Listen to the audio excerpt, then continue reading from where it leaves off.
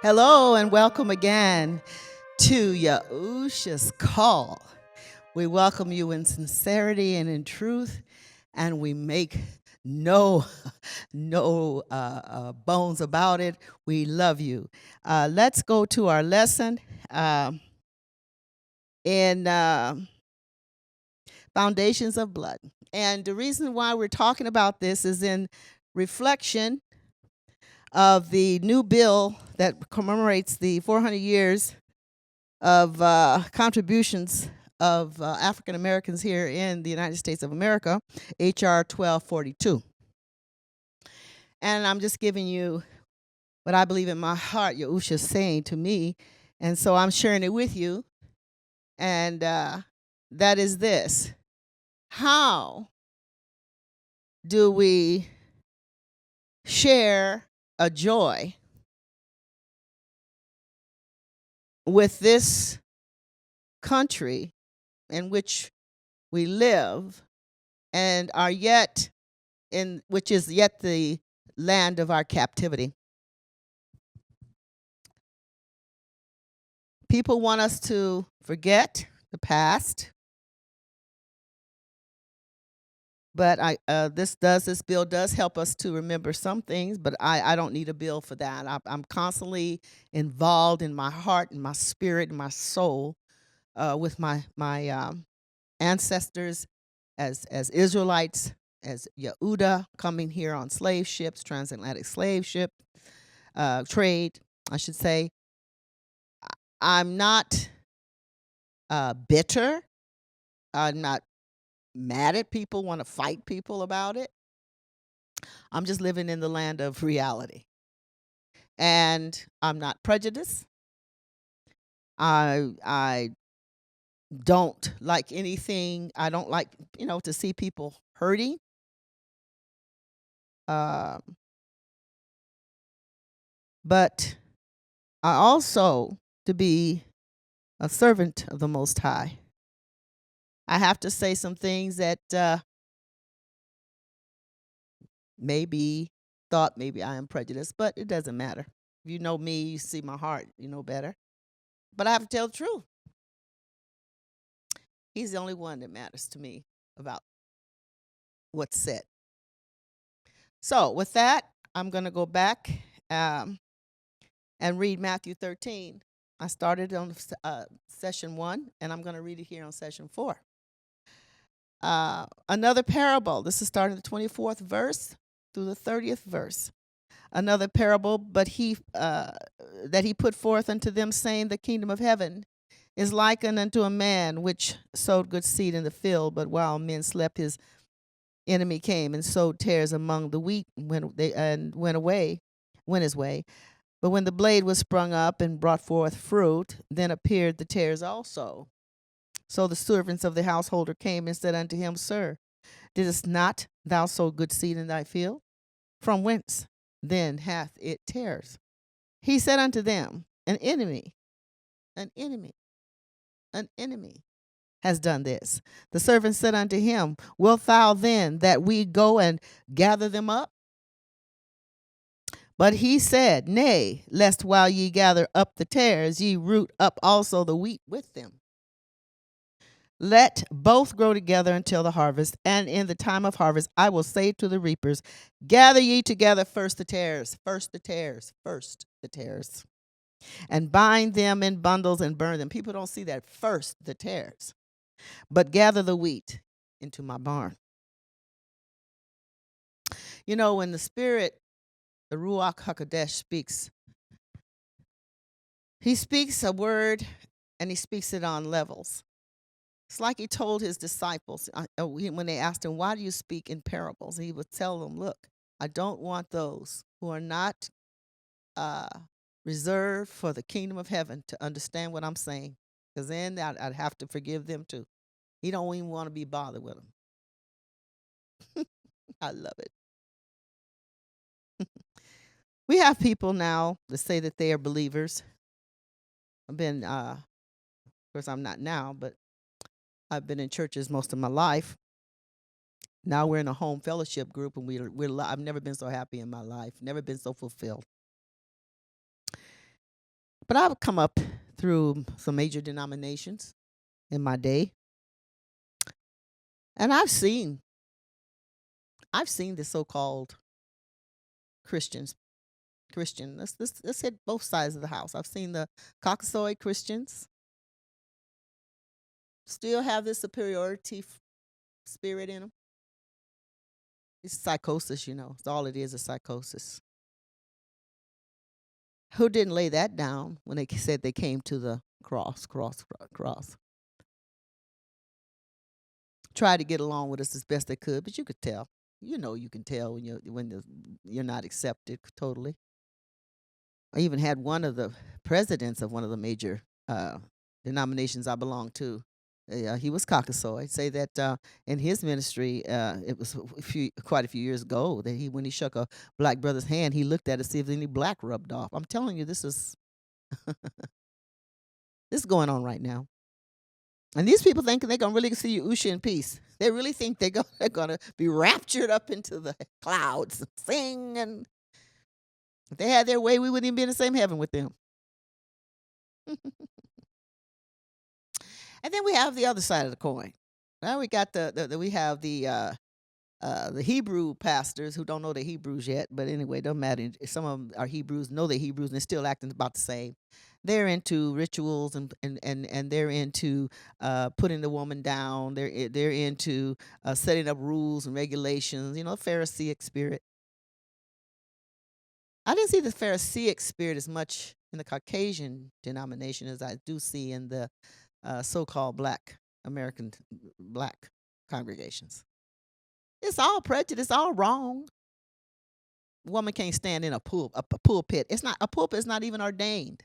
Number one, who told you to put a pulpit up in front of the church? Who told you to do that? No, that's not scripture. Oh, we go back to the Old Testament. They had an altar. We don't have altars anymore. Yahusha was the one who gave his life on the last altar, the tree.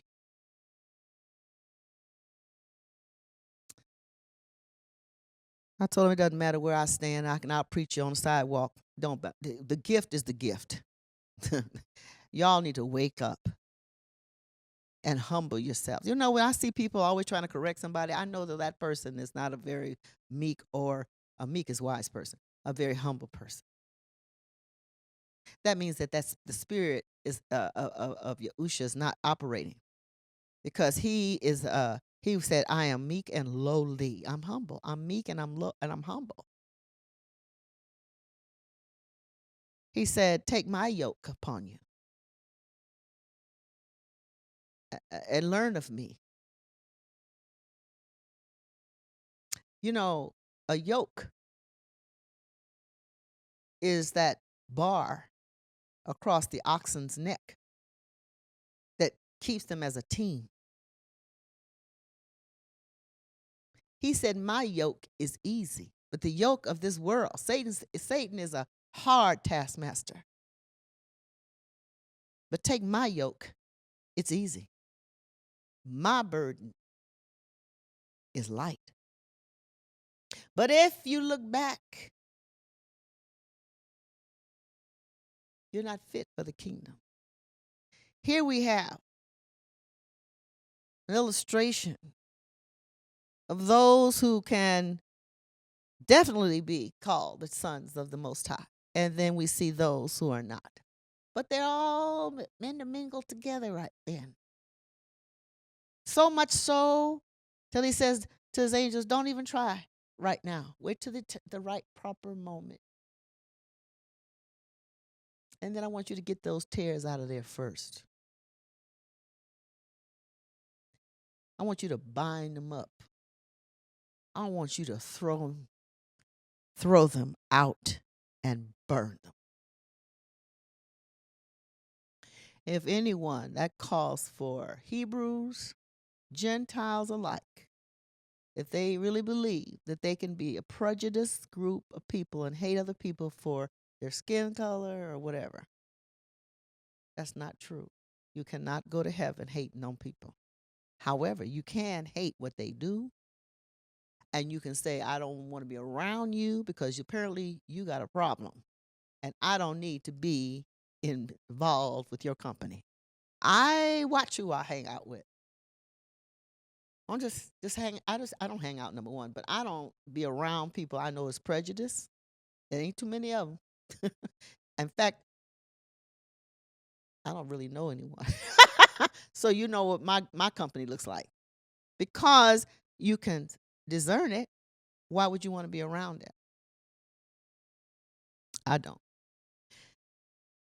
You, as God's people, Yah's people, that are coming into the knowledge of who you are, I want to explain a little bit of something of why you need to come out from among those who feel that they're your superior because of the color of their skin.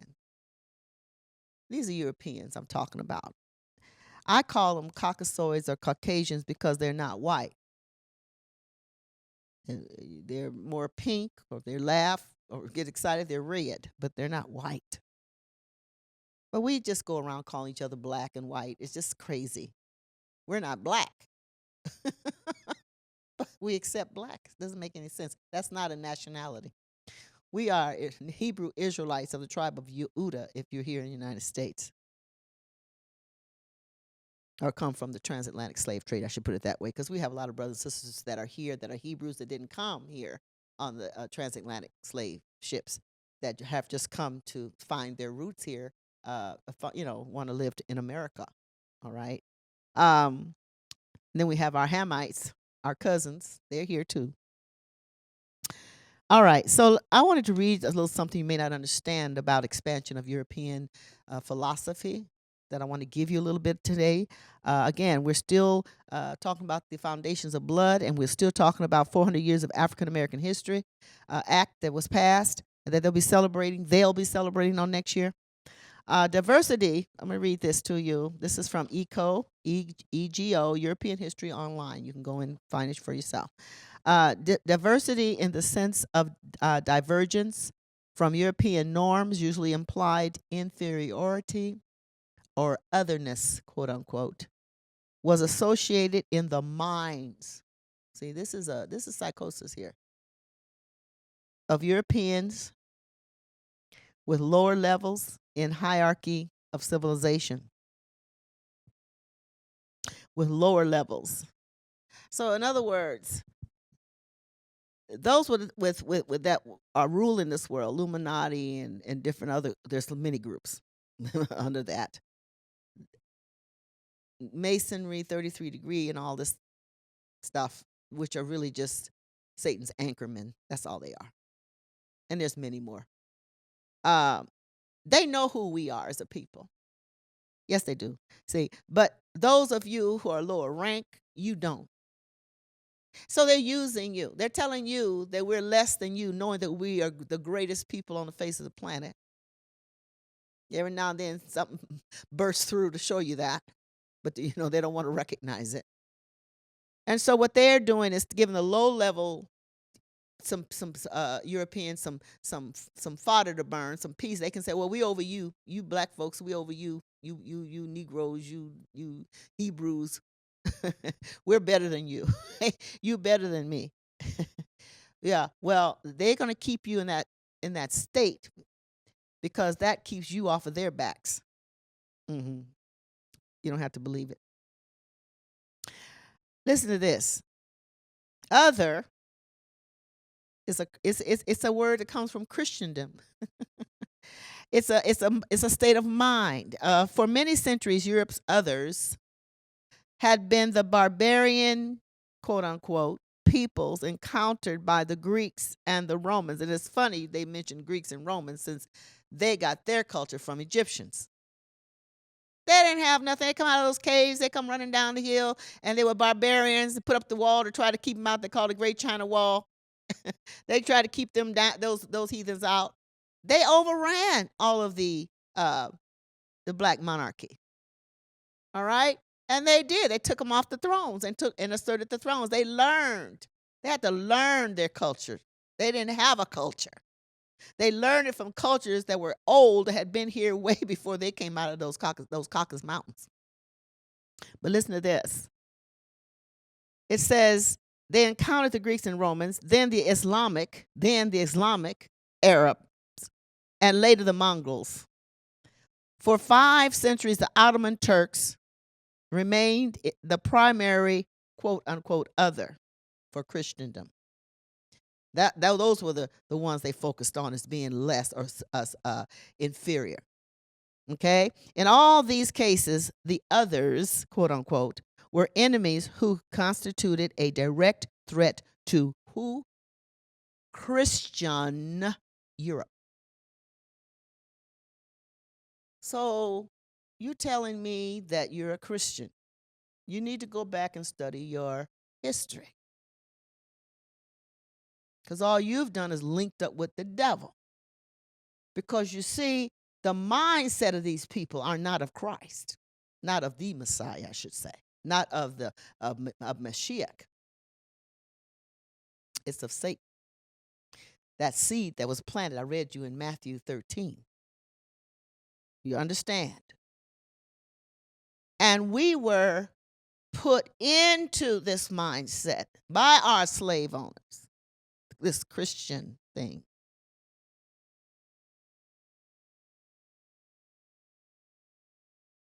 A threat by Christendom. The first wave of expansion during the 15th and 16th century focused on three main areas.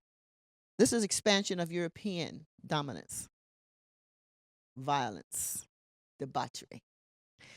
Firstly, there was the Atlantic Basin from the Atlantic Islands and coastal Western Africa and the central areas of the American continent. That's where it began. Secondly, there were the northern seas stretching eastward from the Baltic to the White Sea and Siberian coast. We talked about the genocide of Siberian people.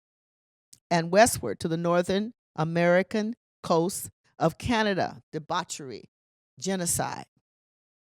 Everywhere these folks go, there's genocide, debauchery, murder, and mayhem. Labrador, the Hudson Bay, Baffin Island. Thirdly, there was the Oriental Seas and Northern Asia. The second wave of expansion occurred during the 18th century, mainly in the Pacific region, including Australia. We know what happened to the Aborigines, Tasmania, New Guinea, New Zealand, and Pacific Islands, also northern seas. These are the expansion of this barbarous European culture, and the northern seas between Alaska and Siberia. The third wave witnessed expansion into Central Africa by Europeans during the 19th century and the so-called scramble, quote unquote, or race, quote unquote, for Africa. And we know what happened in South Africa. We know the thievery of the gold and the precious gems and diamonds of Africa. All of these things,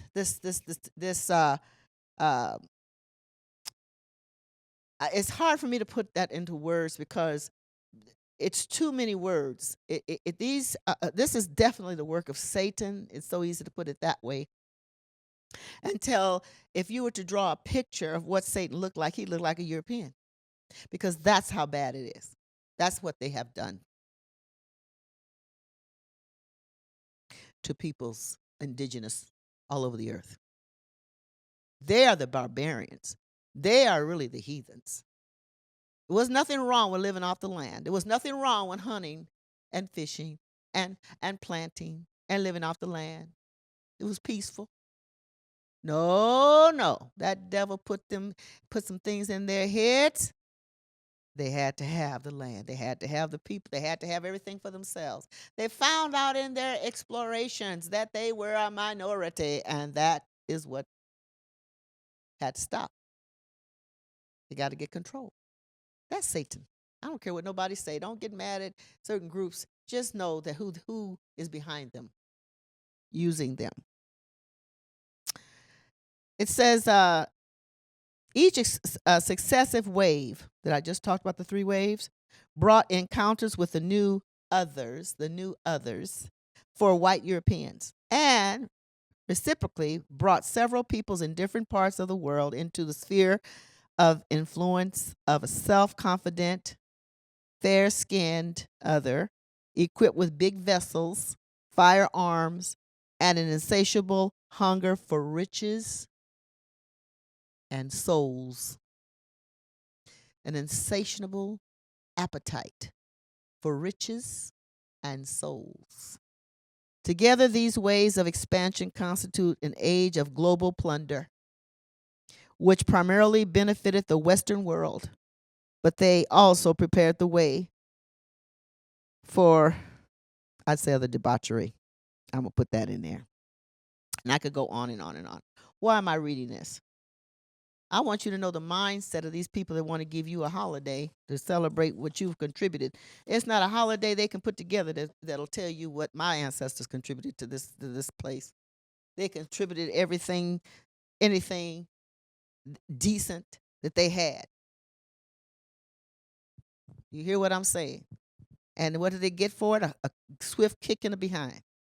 And now they want to put on something that's going to celebrate our contribution. They should celebrate our contribution, not us. Why are we celebrating what we gave up and gave over? That don't make any sense to me. They should be out there on the street celebrating. Look what the Hebrews, look what they have done for me. Let's celebrate we took the Indians' land. Let's celebrate that. Let's celebrate that. We celebrate. We're still in the land of our captivity, saints. We got to keep showing them the light of Yahusha in our lives. Well, we don't care if they come or not. Really, don't bother me, because we're going to be with Yahusha forever. Why would we worry about these folks and trying to celebrate us? They can't celebrate me. They can't celebrate the lives that my ancestors gave up. They can't celebrate the humanity they took from us. They can't take they took our identity. They took our name. They took our faith. They took everything. They stripped us, saints. And you want to celebrate that? We got young people running around on the street now because they don't know who they are. We should be teaching them.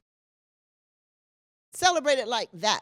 Celebrate 419 years by teaching our young people who they are and then making them live up to it. That's celebrate. Because there won't be no other celebration here until we step on our fair land. Till we see the New Jerusalem. We will not celebrate here. There will not be the joy that you think is going to be.